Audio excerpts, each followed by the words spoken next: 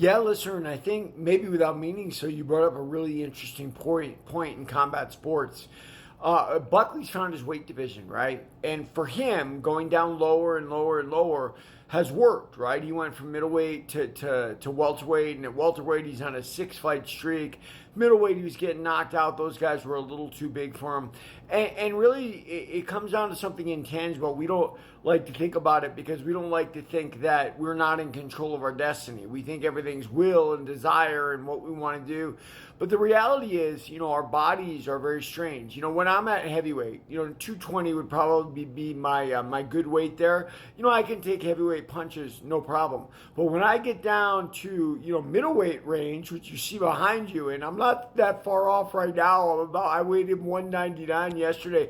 I get real chinny. And in fact, that kid that rocked me this weekend, he would have never rocked me if I was a heavyweight. There would have been hard punches, but I would have absorbed them and kept going on. As it is, I felt like I was underwater after I got tooled up a little bit.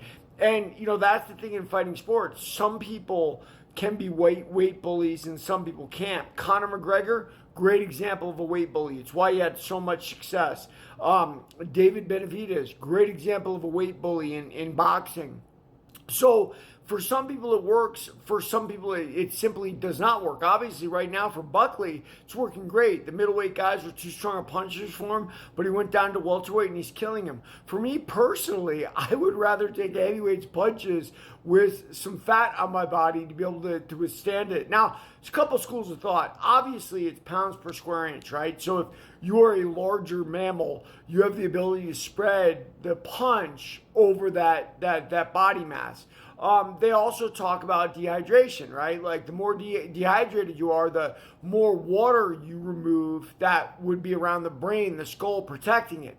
After dealing with this for many years, I'm much more in the camp of the body mass people. Why? It's because, I don't really dehydrate to lose weight. I didn't behind me either, right? It's just simply a matter of, I'm not a big guy anymore.